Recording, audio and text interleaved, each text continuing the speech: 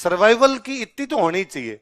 मेरे को याद है 2012 तक हम जो तैयारी करते थे वो सब्जेक्ट वाली तैयारी करते, इसमें 2 सब्जेक्ट पढ़ते कि भाई जैसे मेरे पास सब्जेक्ट था हिस्ट्री। 2012 का प्री में मेरी हिस्ट्री में 100 में से 97 सवाल सही है। और मेरे नहीं, उस साल खूब सारे लोगों के सही हुए, लोगों के 85, 87, 89, पर मैं एक्सट्रीम ही चला गया था कि 97 सही हुए थे उसके अंदर। और उससे पहले दिन हालत यह थी कि मैं 2010 मेरा जो प्री दिया हुआ था वो ग्रेजुएशन के साथ दिया हुआ था, सेकेंड ईयर के एग्जाम की ठीक बाद में आ गया था। मतलब मेरा ग्रेजुएशन का फाइनल का पेपर दिया हुआ बाद में, आरएस का मेंस दिया हुआ पहले, कि उस साल वो वैकेंसी 6 महीने में सरकार ने सल्टा दी। तो हमारे मेंस के वो सॉरी फाइनल के पेपर नहीं, उससे पहले मेंस हो गया। 4 जनवरी 2011 को मेंस दे दिया और फाइनल के एग्जाम हो रहे हैं अप्रैल में, 3 महीने बाद में फाइनल दे रहे थे। तो मैं ज्यादा तो इसमें डर रहा था कि फाइनल में फेल ना हो जाऊं, कि कहीं फाइनल में फेल हो गया तो लोग कहेंगे बेटा उधर मेंस दे रहा था, इधर इसे फाइनल में पास नहीं हो रहा, क्योंकि 1 वीक सीरीज से पास करते थे। अब हर साल तो क्या फर्स्ट ईयर सेकंड ईयर में तो मैं घर पे ही रहता था, तो 1 वीक सीरीज 15 दिन पहले लाता और पहले लाके पढ़ लिया करता। यहाँ पर आईएएस के बैच ज्वाइन किए हुए तो 1 वीक सीरीज भी अपने 2 दिन पहले लाए, और लगता नहीं यार बैच में जो चीज चल रही है वो नहीं छूटनी चाहिए। उधर आगे पबेडन राजस्थानी मेरे अलग अलग प्रकार से सब्जेक्ट, तो मेरे को एक पेपर में तो याद है कि मेरे राजस्थानी सब्जेक्ट लिया हुआ, और मेरे को भी पता था कि अगला जो अपने राजस्थानी का पेपर होगा उसमें मीराबाई है। तो मुझे लगा यार मीराबाई के बारे में तो क्या पूछेंगे, पूछेंगे लिख देंगे, फाइनल वाले पेपरों में पेज ही तो भरने हैं, मीराबाई के बारे में तो भर ही देंगे, आरएस में भी तो पढ़ते ही हैं मीराबाई। वहां जब पेपर देने गया था पता चला कि इस बार सिलेबस चेंज हुआ, ढोला मारू रदुआ है। अब क्या किया जाए, ढोला मारू रदुआ। तो जितना आता था जैसे आता था करकुरा के, तो डर लगता था कि यार इस पेपर में ढंग से लिख के भी नहीं आए, पन्ने भी नहीं भरेगे, इसमें कहीं फेल ना हो जाए अपने। अब वो 2010 वाला दिया, अब 2012 का में प्री आया, 2012 का आया, तो अपने लगा प्री तो पिछली बार ही पास हो गया था, प्री में तो कहीं रुकने वाले नहीं है, तो अपने पढ़े ही नहीं, तो मेंस की प्रैक्टिस करते रहे। 14 जुलाई को एग्जाम था मेरे को याद है, तो मैं 7 जुलाई के आसपास 7 दिन पढ़ने के लिए बैठा। होता कि आपकी तैयारी होती है ना, तब ज्यादा डर लगता है। तो अब पता था अपने को आता है, पर फिर भी लास्ट दिन तक जा जाते थे पग धुचे। और अब मुझे लगेगा एंशिएंट पूरी पड़ी अपने तो वो मिडिवल में भी ये भी नहीं पढ़ा, अपने तो मॉडर्न के अंदर भी नहीं पढ़ा हुआ। शाम को कोई दिलीप सर ने मुझे फोन किया, फोन तो इसलिए किया सर ने कि कल पेपर होते ही हाथों हाथ कोचिंग आ जाना, आंसर की वगैरह बनानी है। तो हम क्या सीनियर जो लोग होते 5-7 लोग आगे आंसर की वगैरह बनाते, भाई कोई आंसर चढ़ाने, आंसर की बनानी, वो खूब सारे काम होते हैं, तो तू फटाफट आ जाना। तो मैं सर आ जाऊंगा, पर मेरी आवाज से सर को लगा कि यार ये तो खुद ही डगमग हो रखा है। सर ने कहा क्या बात, तू ऐसे कैसे हो रखा है? मैं रोने लग गया फोन पे, क्या मैं तो कल प्री में फेल हो जाऊंगा, मैं क्या करूंगा आपके बाद? अरे प्री में कैसे फेल हो जाएगा, प्री में पिछली बार तू बहुत अच्छे नंबरों से पास हो गया था, मगर मेरे तो ये भी नहीं पढ़ावा, ये भी नहीं पढ़ावा। तो सर ने कहा देख मेरी बात सुन, क्या टाइम हो रहा है? 4 बज रहे हैं। तू एंशिएंट मिडिवल मॉडर्न तीनों रजिस्टर जो मेरे लिखवाए हुए हैं क्लास में, वो कितनी देर में याद कर सकता है? मगर आप बोले तीनों रजिस्टर में 3 घंटे में याद कर जाऊं, क्यों? वो फिर इतनी बार पढ़े हुए थे कि मेरी आंखों पे पट्टी बांधी, तो मुझे पता था यहाँ पे ये लिखा और यहाँ पे लिखा, केवल वो नोट्स पढ़ ले, 3-4-5 घंटे जितने लगते हो नोट्स पढ़ ले, बाकी कुछ ही मत पढ़। तो मैंने कहा सर मेरे तो एक वो गाइड शुरू की हुई थी, वो बीच में रह जाएगी। अरे नहीं पढ़नी, ये पढ़ के चला जा। तो मैंने वो पढ़े नोट्स, 7-8 बजे तक वो खत्म हुए, उसके बाद थोड़ा करंट पड़ा। पर नींद क्यों आए आपको डर लगे, 4 बजे तक मैं कभी पसवाड़े मारूं, कभी इधर कभी इधर। साथ में कोई आए हुए थे, वो मेरे को यार चाय पिला देता हूँ, सो जा मत कर यार, सुबह तेरा पेपर बिगड़ जाएगा। मगर यार मेरे को अजीब सा लग रहा। और जीके वाला पेपर पहले देने के लिए गए, जीके वाला पेपर बम्पर सही हुआ, भयंकर सही हुआ। कि जीके वाले पेपर के अंदर क्वेश्चन नहीं हुआ करते थे 45-45, 50-50, मेरे हो रहे थे 75। तो जीके वाला पेपर बाहर देके निकला, तब मुझे लगा नहीं, अब अपने में कॉन्फिडेंस है, जब जीके में तय करके आए तो हिस्ट्री में नहीं हटेंगे, पेपर फाड़ देंगे। अब तो हिस्ट्री वाले में सारे ही सही है। तो बाहर आके देखे तब पता चला 2 गलत है, एक आरपीसी नेगेटिव है 97, एक उससे माइनस 96। अब इतनी अच्छी हिस्ट्री की तैयारी, और सरकार ने थोड़े दिन बाद कहा कि अगली बार जो है इस प्रकार से नहीं होगा पेपर, दूसरे प्रकार से होगा, नहीं लेंगे अब हिस्ट्री से, अब सारे सब्जेक्ट पढ़ने पड़ेंगे। तो ये थोड़ी तैयारी बंद की जाए, रोम है, रोमन वासियों की तरह रहना पड़ेगा। आप ये नहीं कह सकते मैं ऐसे पढ़ा था तो पेपर इस प्रकार से लो है। राइटिंग जिनकी खराब होती है उनके सिलेक्शन जल्दी होते हैं। भयंकर फर्क है राइटिंग का। मेरा पिछले 10 साल का एक्सपीरियंस है, जिनकी राइटिंग बर्बाद है उनके सिलेक्शन जल्दी हुए, क्योंकि 2 कारण है। एक तो ये कि जिनकी राइटिंग अच्छी भी होती है तो मेंस वाला पेपर इतना लंबा होता है कि 3 घंटे में पूरा ही नहीं होता, इसलिए अच्छी राइटिंग भी लास्ट में बिगड़ती है। वो मोती जैसे अक्षर लिखोगे तो पेपर पूरा नहीं होगा, तो राइटिंग वैसे भी बिगड़ी जाएगी आपकी। और जिसकी बिगड़ी भी होती है उसकी वो परफेक्ट सी रह जाती है लगभग कि वह बिगड़ी हुई में तो क्या बिगड़ेगी। और जैसे डॉक्टर वाली लिख रहा है तो वो लिख रहा है। फिर क्या होता है, जब आप साफ साफ राइटिंग में गलत आंसर लिखते हो ना, अगला पढ़ लेता है। और जब उस बर्बाद राइटिंग में लिखते हो तो अगला बेनिफिट ऑफ डाउट देता है कि कुछ लिखा ही होगा। एक कॉपी को पढ़ने में मिनट लेता है, अगला 5 मिनट में पूरी कॉपी पढ़ देता है। तो एक एक अक्षर वैसे नहीं पढ़ जाते, मोटे मोटे देखता है तो जाता। और फिर है ना, राइटिंग ऐसी होनी चाहिए जो रीडेबल हो, खुद पढ़ ले।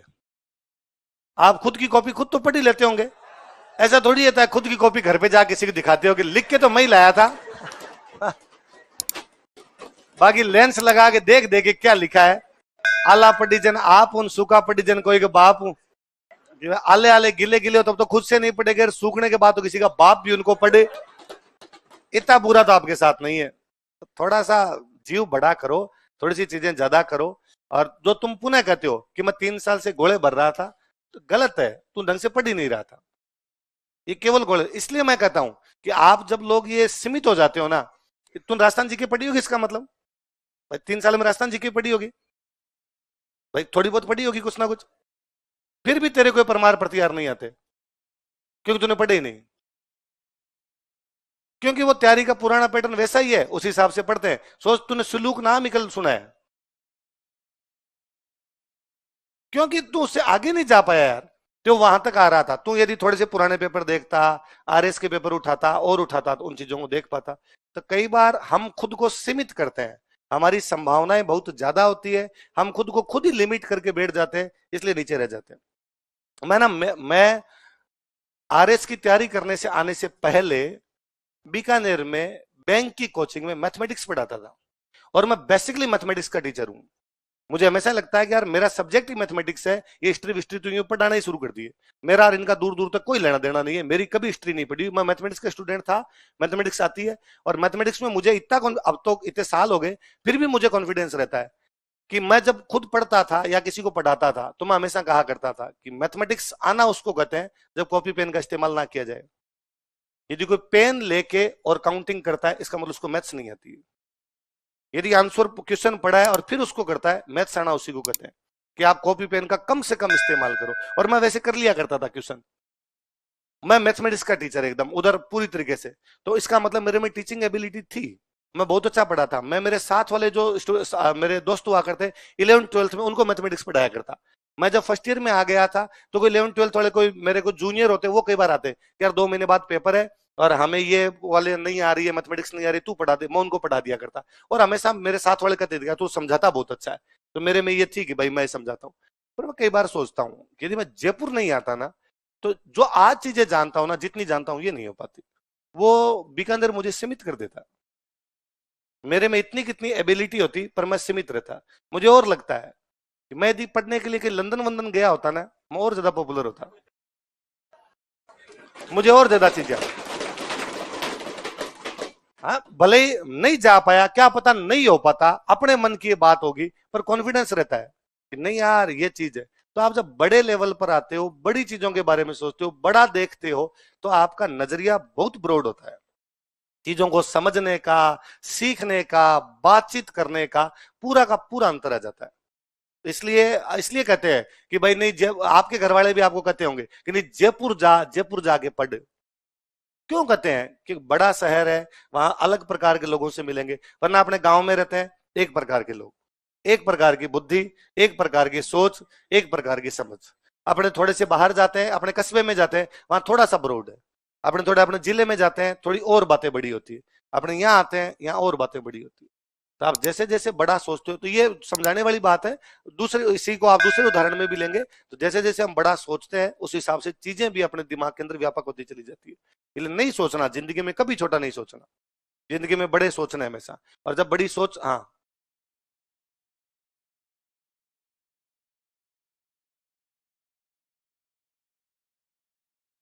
कर लेंगे, उससे क्या फर्क पड़ता है भाई? सिंपल सी बात है। अब तुम्हारे साथ क्या है, तुमने आंसर नहीं लिखा, एक आंसर राइटिंग प्रैक्टिस पहले पूछनी है तुम्हें, पहले लिखें तो सही। ये होता है कि हम मेंस वाले बैच में कहते हैं कि जब आंसर लिखना सीख जाओ, कि आपका आंसर हो गया, आंसर लिख लो, तब उसमें क्या ऐड करना है और क्या करना है। तो हम कहते हैं कि भाई जैसे क्वेश्चन आया थेवा कला। थेवा कला जानते हो सारे, कल्चर में कहीं पढ़ा ही होगा आपने कि थेवा कला कुछ नहीं है, जो कांच पे सोने का चित्रांकन किया जाता है वो क्या है, थेवा कला। 2 नंबर का क्वेश्चन आता है थेवा कला, आंसर लिखाते हैं कांच में सोने की कारीगरी को थेवा कला कहा जाता है। प्रतापगढ़ राजस्थान में इसका मुख्य केंद्र। नाथूजी सोनी इसके प्रवर्तक थे, महेश राज सोनी को इसके लिए पद्मश्री मिल चुका है। इतनी बात है। तो हम कहते हैं आंसर तो यही है, यही लिखना है, पर जो आंसर लिखना सीख जाए वो साइड में राजस्थान का मैप बनाए, प्रतापगढ़ पे डॉट लगा दे, ताकि आप एग्जामिनर को ये कह रहे हो कि पूरा पढ़ा जाए तो पढ़ ले, वरना देख ले मुझे पता है प्रतापगढ़ यहाँ पर, प्रतापगढ़ में थेवा कला होती है। देखने वाले को लगेगा नहीं यार थोड़ा सा अलग किया है इसने, बस इतनी सी बात। ज्योग्राफी में आया कि साहब लोहा इस्पात उद्योग के बारे में बताइए, तो बता कहां कहां पे लोहा इस्पात मिलता है, सारा साइड में मैप बना, कहां कहां पर उद्योग है वो उसका दर्शा दे, और कुछ नहीं करना। ये बाद की चीजें है, ये श्रृंगार है ना। तो श्रृंगार बाद में किया जाए, जब पहले घाबे तो पहने जाए, आपने शुरुआत तो करें। और ये चीजें स्टूडेंट अपने आप सीखता है, ये कोई नहीं सिखाता। तो इसलिए हम तो हमेशा कहते ही हैं कि भाई नहीं, आप आंसर लिखना सीखिए, धीरे धीरे उसके अंदर अपने चेंज करेंगे, धीरे धीरे अपने आगे बढ़ेंगे। आपको कोई टीचर ये कहे कि मैं आंसर लिखना भी सिखा देता हूं, मैं तेरे को लिख के दे देता हूं और तू इसको याद कर लेना, नहीं होगा, कभी नहीं होगा। लिख, हम उसमें सुधार कर लेंगे। तूने ये लिखा, इसको ऐसे और कर सकते थे, ये लिखा, इसको ऐसे और कर सकते थे। लिखना कोई भी सिखा नहीं सकता। मैंने आप बता सकता हूं कि प्रताप सिंह वाला आंसर ऐसे लिखा, लिखना आपको ही, आपको सर आप ही प्रताप सिंह वाला लिख दो तो वहां प्रताप सिंह जगह भीम सिंह आएगा। फिर मैंने भीम सिंह बताया नहीं था तो आप ब्लैंक हो जाओगे कि भीम सिंह वाले में क्या किया जाए। भले बड़ी बात, अब लिखो अपना, बस सब कोई बात। हाँ बाकी सब तो बढ़िया। और है? मैंने क्या कहा नहीं करनी कोचिंग, मैं पहले क्या बोला कि नहीं करनी, तुम तो खुद पढ़ लेना। देखो ये भी है ना, आजकल अपने पास, मेरे पास खूब सारे स्टूडेंट आते हैं, मेरे को आके कहते हैं सर फीस नहीं है और हमें फिर भी पढ़ना है। तो मैं उनको कहता हूं कि हाँ भाई कोई बात नहीं, आर्थिक स्थिति किसी की भी खराब हो सकती है, तुझे फिर भी पढ़ना है। हाँ कितनी फीस नहीं है कि सर 1,04,000 रुपए नहीं। वाकई यार 1,00,000 रुपए बड़ी रकम होती है। 26,000 रुपए में ये सेम कोर्स ऑनलाइन है, पढ़ ले। इतना अंतर है कि वहां तेरे को सुबह 7 बजे खुद को ही उठना पड़ेगा, खुद में अनुशासन लाना पड़ेगा और पढ़ना पड़ेगा। सेम की सेम चीज पढ़ाएंगे। उल्टा मेरी गारंटी है ऑनलाइन बैच में हम जो क्लास में पढ़ा रहे हैं उससे ज्यादा पढ़ाया हुआ है। क्योंकि जब हमने ऑनलाइन बैच के वो पढ़ा वीडियो बना रहे थे तब हमने खुद ने सोचा कि यार ऑफलाइन में बच्चा क्लास में खड़े होकर क्वेश्चन पूछ लेता है, सर ये क्यों आया, ऑनलाइन वाला क्वेश्चन कहां से पूछेगा। इसलिए इस वीडियो के अंदर उसके सारे क्वेश्चन के आंसर होने चाहिए, ताकि उसको इधर उधर सोचने की कुछ जरूरत नहीं। तो ज्यादा पढ़ाया हुआ, तू नोट्स मिला लेना, ज्यादा पढ़ाया हुआ है, तू पढ़े हुए बच्चे से पूछ लेना, ज्यादा पढ़ाया हुआ है। बस खुद में अनुशासन ला, सुबह 7 बजे उठ जा, वीडियो लगा, 7 से 9 की क्लास ले ली, 9 से 11 क्लास ले ली, जैसे बच्चा पढ़ता है। एक बच्चा इस बात पे राजी नहीं होता, वो पुनः चाहता है कि आप मेरी फीस कम कर दो। तू खुद पे क्यों नहीं लेना चाहता, खुद पढ़ ले। मैं तो इवन इतना तक कह देता हूं कि स्प्रिंग बोर्ड का कोर्स हेक हो रखा है और ये जो 26,000 वाला है 1100 में लोग बेचते हैं, तू वो ले ले यार, हमारे तो नुकसान है, पर तू तो फायदा करे, तू तो ले 500 में। और किसी भाई ने और कईयों ने ले रखा है इन्होंने, है ना, तो ये करे 500 में। और यदि किसी भाई के पास है तो तू उसका देख के पढ़ ले। नहीं, बात पैसे की है ही नहीं भाई रे, बात खुद की है। आप खुद ही नहीं पढ़ना चाहते। यदि कोई खुद पढ़ना चाहे, मैं कहता हूं ऐसा कभी नहीं हो सकता कि किसी की रुपए के अभाव में पढ़ाई रुक जाए। जिंदगी में कम से कम पढ़ाई वाले मामले में तो ये कतई नहीं हो सकता कि आपको, मैं खूब सारे सैकड़ों लोगों को ऐसा जानता हूं कि जो पार्ट टाइम जॉब कर लेते हैं, साथ में पढ़ लेते हैं। मैं तो इवन यहां तक हमेशा कह देता हूं कि ये भी है ना, अपने यूं सोचते ही है कि 1,00,000 रुपए लगेंगे, है ना। ये तो होता है कि बातें दूसरे कॉन्टेक्स्ट में चली जाती है ना। मैं कई बार सोचता हूँ यार 1,00,000 रुपए लगेंगे, बंदा इतने लोगों को तो जानता ही होगा अपना 20-22 साल की जिंदगी में कि कोई उसे 1,00,000 रुपए उधार दे दे। और आप ये कहते हो ना कि हम नहीं सर, हमें कोई नहीं दे सकता, इसका मतलब 22 साल फिर मक्खी मारी आपने। इसका मतलब आपके बिहेव इतने भी अच्छे नहीं थे कि आपको ये दे सके। मैं तो तू एक बार ले ले, इतना तो कॉन्फिडेंस रखो तू। मैं, मेरा मतलब कई बार तो बच्चों को ये कहा हुआ है कि मेरे पास कोई स्टूडेंट आया, उसने कहा सर फीस कम है, सॉरी फीस मेरे पास थोड़ी कम है, पूरी नहीं है। कितनी है फीस? 1,04,000। तेरे पास कम कितनी पड़ रही है? 20,000 रुपए। क्या करना है? तो 20,000 कम करवा दो। नहीं भाई, कोचिंग कम नहीं करेगी। तो सर अब मेरे पास 20,000 नहीं, घर वालों से मंगवा। सर पापा ने कहा नहीं है। अरे मगर यार ऐसा कैसे हो सकता है? 20,000 रुपए नहीं है, पापा को भेज देंगे अपने आप। नहीं सर आप घर की स्थिति नहीं समझ रहे, वो मेरे से ले ले 20,000, और नौकरी लगे तब दे देना, वापस लिख दे इस पे। नहीं लेता स्टूडेंट, उसको कम ही करवाने हैं। उसमें कॉन्फिडेंस नहीं है कि मैं 20,000 वापस चुका दूंगा। ले लेना, तू ले लेना। मैं तो कहता हूं पढ़ाई के लिए तुम्हें किसी को भी कभी भी पैसे की आवश्यकता पड़े, मेरे से ले जाना, है ना। पर स्टूडेंट पढ़ाई के लिए नहीं लेता। मेरी क्या ये बात कई बैच में बोली हुई है ना, मैं खूब बैच के अंदर बोली, आपको पुराने स्टूडेंट मिल जाएंगे, मेरे वीडियो मिल जाएंगे कि तुम्हें बुक खरीदनी हो, तुम्हारे पास पैसे नहीं हो, तुम मेरे पास आ जाना कि सर ये 300 रुपए की बुक थी, हमारे पास नहीं थी, मेरे पास पड़ी होगी मैं ला दूंगा, मेरे पास नहीं होगी मैं 300 रुपए दे दूंगा, मैं दुकान वाले को दूंगा, दे दे मेरे खाते में लिख दे, मैं उसको अपने आप चुका के दे दूंगा। पर स्टूडेंट नहीं लेता। वो पैसे किस बात के मांगता है? सर मैंने जुआ खेला, रुपए हार गया, मेरे रुपए भर दो। मैं सट्टा खेल गया, पिछले 2 साल में भयंकर समस्याएं हैं। मैंने एक बार, तब तक अपने नोट सब नहीं हुआ करता था, अब तो अपने नोट सब है। तो अब नोट सब है तो मैं कई बार कोई बच्चा आता है, पर जो पढ़ने वाला होता है ना वो वाकई सिंसियर होता है।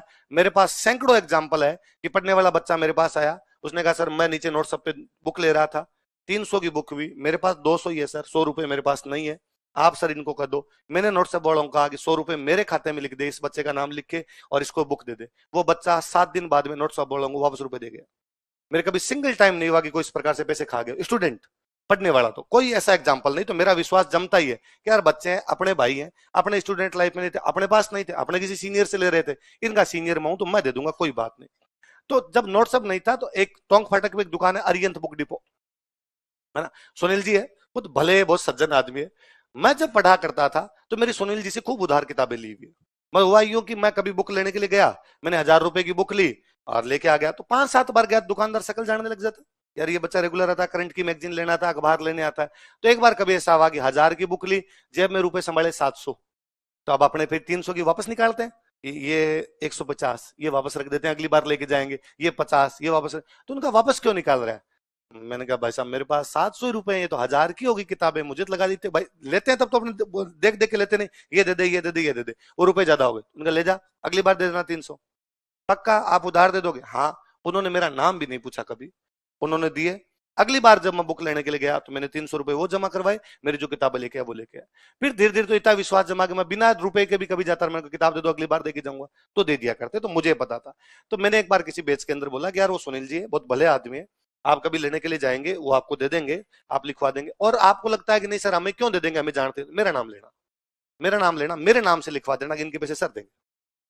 और सुनील जी दे दिया करते, कि कोई जाके कहता कि राजवीर सर ने भेजा है, और राजवीर सर ने भेजा है ये किताबें, तो वो दे देते। और मेरे को सुनील जी ने बताया कि यार कई बार बच्चे ऐसे हैं कि आपका नाम लेके गए, मैंने आपको भी नहीं पूछा, उस बच्चे ने आपको नहीं बताया, पर बच्चा मेरे को 20 दिन में रुपए वापस दे गया, कि वो सर के नाम से जो लेके गए थे वो है।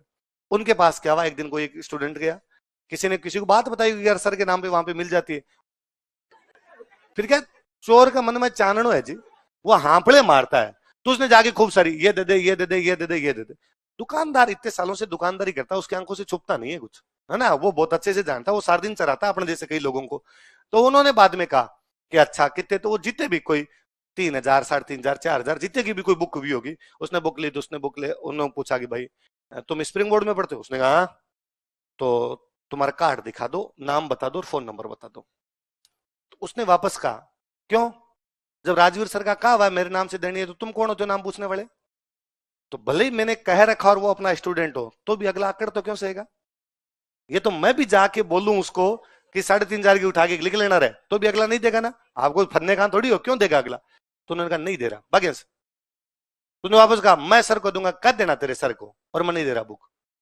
वो अपना स्टूडेंट था ही नहीं, होता तो मेरे पास आता ना वापस कि सर उसने नहीं दिया, आपका नाम लिया था फिर भी उन्होंने बदतमीजी की।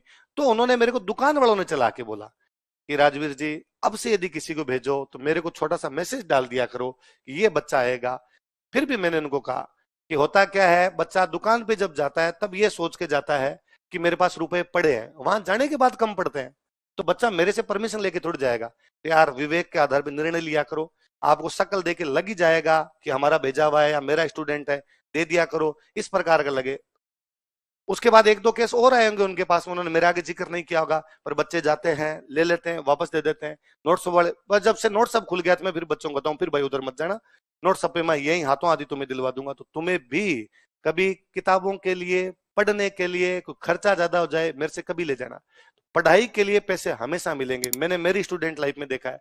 मैं जब पढ़ता था, घर वालों को अपने पैसे भी तो वैसे आते हैं ना भाई, मकान मालिक को 6 तारीख को देना, पापा 12 को भेज रहे हैं भाई। वो तो गांव से फोन कर देते हैं भाई मार्केट जाऊंगा तब भेजूंगा, तो अपने ये थोड़ी कहेंगे आज के आज भेजो मेरे को मकान मालिक। तो फिर अपने एक तो ये बार्गेनिंग सीखते कि मकान मालिक को 4 दिन कैसे टपाना है, ये सो जाए तभी घर में घुसना है वरना घुसना।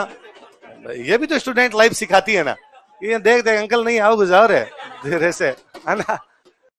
और मेरा सैकड़ों बार, कई बार ऐसा होता है कि आपने किताबें खरीद ली और खरीद ली ज्यादा, और फिर घर वालों को आप बता भी नहीं सकते ना कि इस बार मैं 4,000 एक्स्ट्रा लगा के आ गया। वो 6,000 भेजते हैं, 10,000 क्यों भेजेंगे, अपने को पता होता है कि यार नहीं 10,000 का पापा कहेंगे।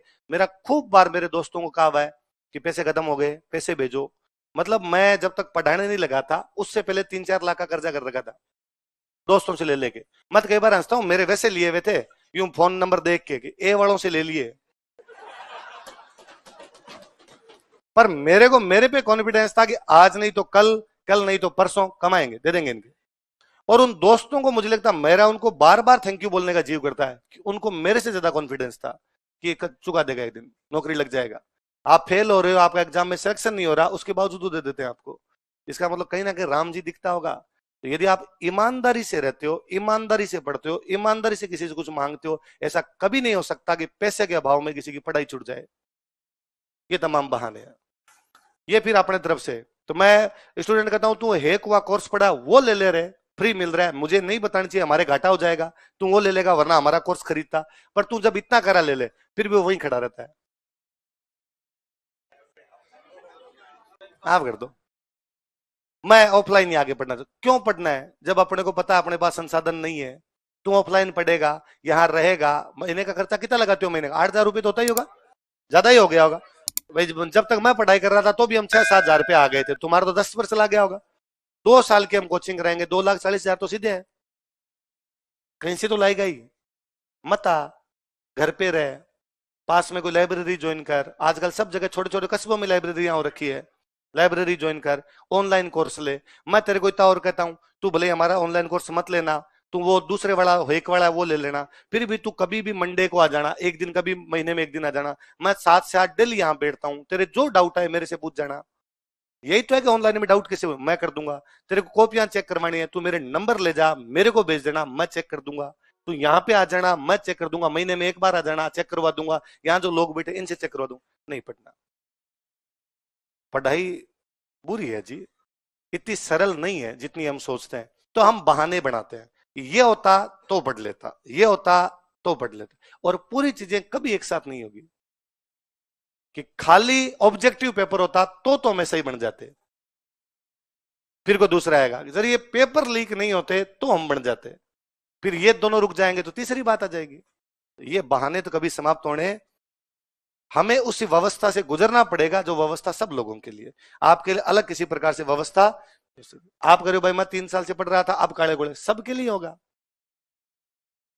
किसको है, उनको पहले भी हो रहा था बुला, नहीं पूरा ही था उनको। तो मेरी बात फिर नहीं समझना चाहते, पहले भी सारे सिलेक्शन उनके थे, टोटल सिलेक्शन। भाई आप ये कैसे कह सकते हो कि सर एक हमसे ज्यादा पढ़ता है फिर भी पास में आऊंगा।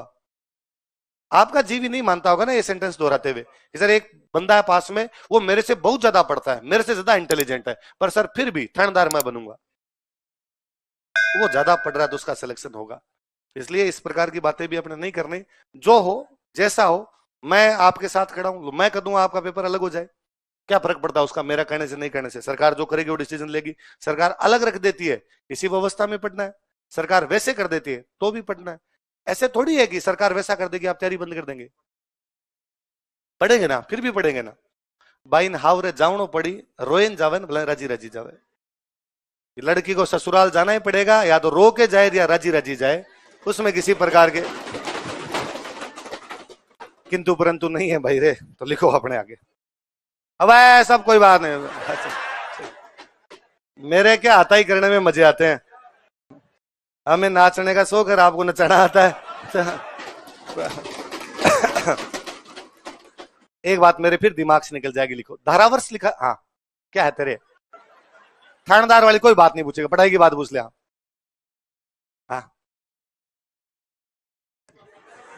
पेपर तो दे, कोई फर्क नहीं पड़ता। मीडियम हमेशा वो लेना चाहिए जिसमें हम सोचते हैं, है ना। और आरएस में तो अपने कोई फर्क नहीं है, दोनों अच्छे हैं। हिंदी मीडियम में अच्छा, मैं यदि कह दूं भाई आपका मीडियम कौन सा है, अच्छा देखो मैं पुनः बताऊं, मीडियम वो है जिसमें हम सोचते हैं। जैसे मैं लिखवाने को इंग्लिश लिखवाता हूं ना आपको, पर मेरा मीडियम राजस्थानी है, हिंदी भी नहीं है। क्योंकि किसी घटना को देखते ही मेरे दिमाग में सबसे पहले जो तरंगे आती है वो राजस्थानी में आती है।